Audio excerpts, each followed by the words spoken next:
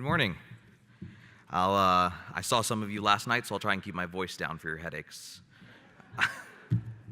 My name is Gopal. As Drew was saying, I'm a graduate of the 2007 class at Campbell High School in right outside of Atlanta. I currently sit on the IB Alumni Council, and they asked me to speak today to tell you a little bit about my own journey through IB and tell you a little bit about what I did there. So I'm not here to talk to you about the program. I really actually dislike it when the only thing we have to say about IB is that it's rigorous or it's challenging. I actually want to talk to you about a slightly different facet about it. I won't talk to you today about difficult coursework or difficult teachers. I'm sorry, I meant wonderful educators who challenged me every day. I won't talk to you about extended essays or group 4. I want to talk to you about a story about when I was 14. So when I was 14, I started at Campbell High School, and it was 2003. In 2003, you may know, if some of you don't remember that year, it was when Facebook was an idea that was good enough to steal. But I had taken a risk that year. I had gone to a magnet program in Campbell High School. I'd applied. I'd left my social group that I'd worked so hard to build.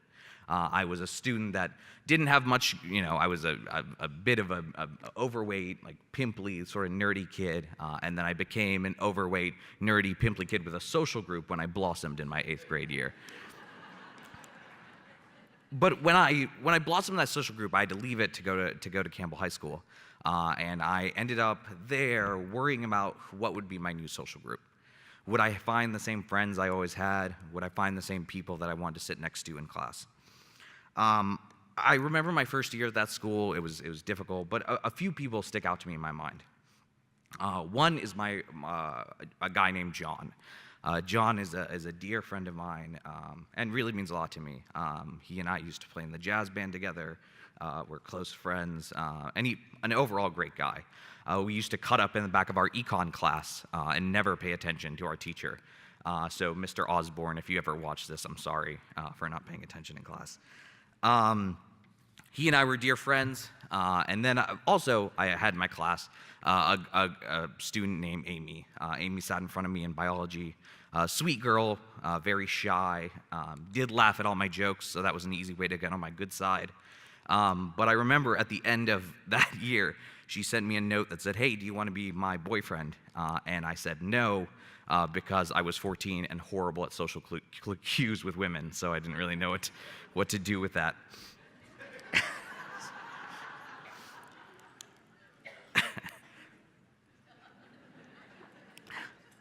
So time passed. Our class went from 100 to 75 to 60 kids dropped out of the program. But those 60 that graduated was myself. Amy was there. John was there. John and I, we all went our separate ways. We all went to different schools. I went to Georgia Tech. John went to Georgia, which was not really close by. Amy went to GW, far away. But something strange happened. We left that program, but we had a shared experience. IB gave us something that we could stand behind and stand with, a common goal, a common experience. We would see each other every once in a while. Actually, Amy and I started dating our junior year at prom. She was much more persistent than I thought she would be. And John and I would spend some time together, but we'd always have the shared experience of IB. We often think of IB as just a moment in time where people do tests and examinations and assessments, and we've talked about a lot of that this weekend in our breakout sessions. But I challenge you to go a little bit farther than that. Think about IB not as just a series of tests and evaluations and markers and points that we have, but rather as a goal for our students to continue connecting. I still, every week, spend time with John and Amy. Amy and I got engaged actually recently. We're getting married in October. Actually, a small aside, we got engaged in that same biology classroom. I didn't want to, I'm a sucker for well-written endings. So, we still spend time together and we still have this IB network.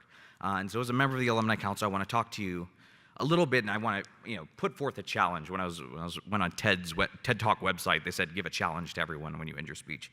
So my challenge is this: when you go out back to your schools today, and you go and you connect with other educators, think about how IB doesn't stop when your students leave the school. Think about how IB continues to grow and continues to drive its students to success.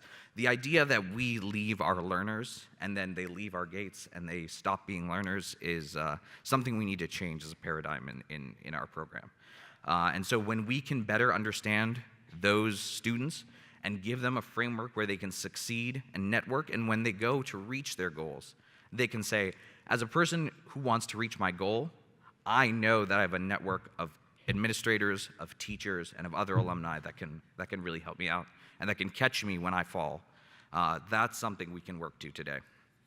And so I leave you with this. At least I can't say this will work for everyone, but at least you'll know that if you really work hard to connect your alumni and you really work to build those programs, that you, as teachers and educators, might find that you can keep people together as best friends, keep people married, I guess, and overall build a better world. So thank you so much. I appreciate it.